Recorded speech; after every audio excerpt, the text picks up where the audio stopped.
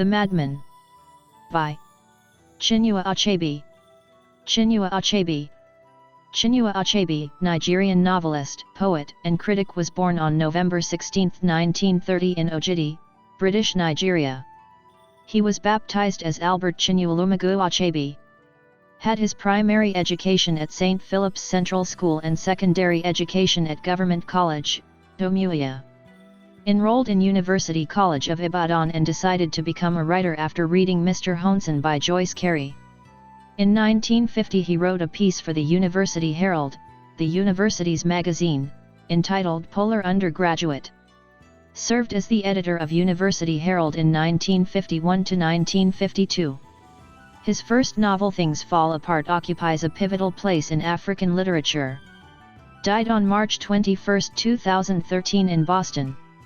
The Madman. Published in the collection Girls at War and Other Stories in 1973. Criticises the quest and longing of human to become popular and regarded. Indicates the sanity and insanity in the observation and perception of people. Summary.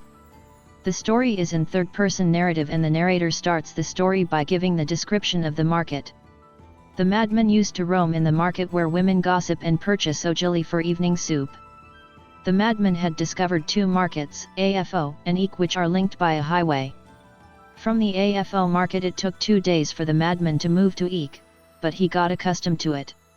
He had placed his belongings in the market and so was chased by the men to be away from the market hut. Next morning the madman started to move to Eek in the distant town of Ogbu. He walked on the middle of the road and ignored everything.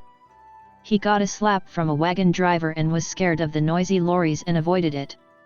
When he neared the Eek market he saw young ladies with water pots on their heads and he was thirsty at that time. The narrator introduces a man, Nwibe of high standing in Ogbu, a man who has given notice to all men of the Ozo tribe. He was willing to draw the attention of the Ozo men by making himself wealthy and showing himself to be luxurious.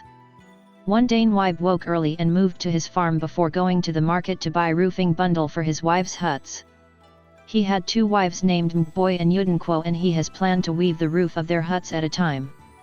Udenkwo, the junior wife, was with provoking tongue and accused Mboy for behavior of the little puppy.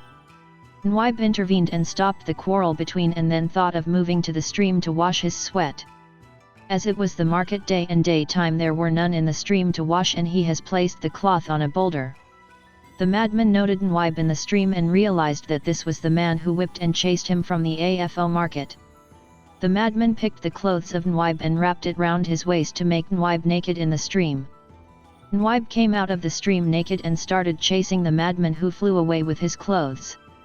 Without being sensuous that he is naked, Nwibe ran behind the madman and the people felt that Nwibe is a madman running naked through the highway. Vaguely aware of crowd he shouted to stop the madman. In the crowd the madman disappeared and still Nwibe was shouting to hold the madman and was running naked. 2 men from the village of Nwibe recognized him and stopped him and he was covered by clothes torn from Udenkwo. Nwibe explained that the madman has taken away his clothes but the relatives observed that as the worst kind of madness. The narrator indicates the discussions of the relatives to take Nwibe for treatment to make him cure of the madness he has.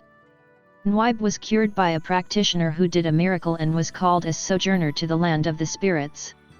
Nwibe became quiet and isolated himself from the men and after 2 years he thought to join the community of title men.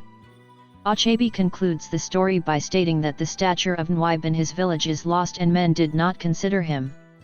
For more videos, like, share, subscribe. Thank you.